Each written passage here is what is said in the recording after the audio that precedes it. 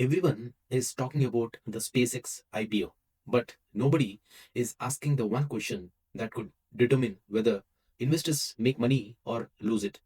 Let me ask you something simple.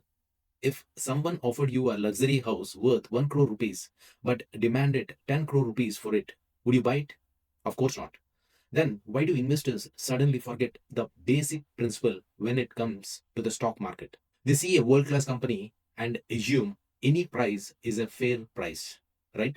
But investing has never been about buying the best company. It has always been about buying a great company at the right valuation. And that is where the real debate around SpaceX begins. Think about it this way: when a company reaches a valuation in the trillions of dollars, investors are no longer paying for what it has achieved.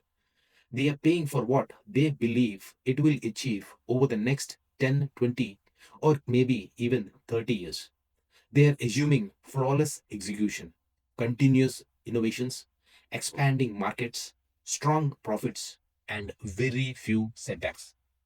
That is an enormous expectation to build into a single stock price. The problem is not that the company might fail.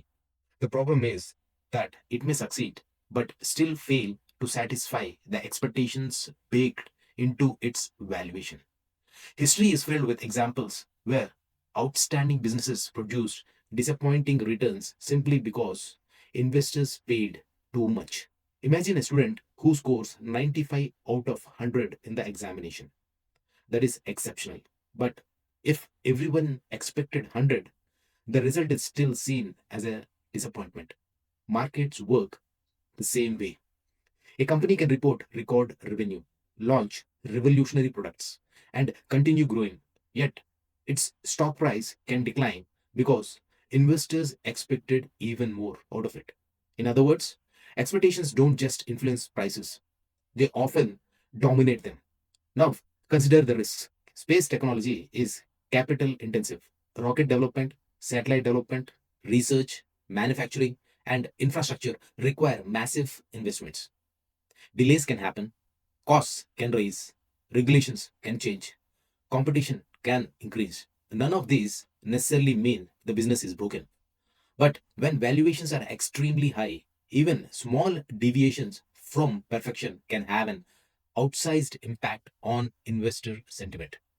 There is also a psychological trap at play. During high profile IPOs, many investors stop asking, "What is this company worth?" and start asking, "How can I get in before everyone else does?" That is fear of missing out, speaking, not disciplined investing. Ironically, some of the biggest losses in market history began when people believed that a company was simply too good to ever be overpriced. So here is the question I want to leave you with. If SpaceX were exactly the same company with the same technology, the same management, and the same future prospects, but its share price were doubled what it is today, would you still buy it? If the answer is yes, then perhaps you're not investing based on the valuation at all. You are investing based on emotion. And markets have a way of punishing emotion. The biggest lesson from this IPO isn't whether SpaceX will succeed. It very well might. The bigger lesson is an extraordinary business does not automatically become an extraordinary investment at any price. The smartest investors don't just ask, "Is this company a great company?" They ask, "Has the market already priced in a perfect future?" Because in investing, the line between brilliance and overpayment can be just a few numbers on a valuation sheet. And those numbers matter more than most people realized. For this kind of latest updates, do subscribe to FinWorld.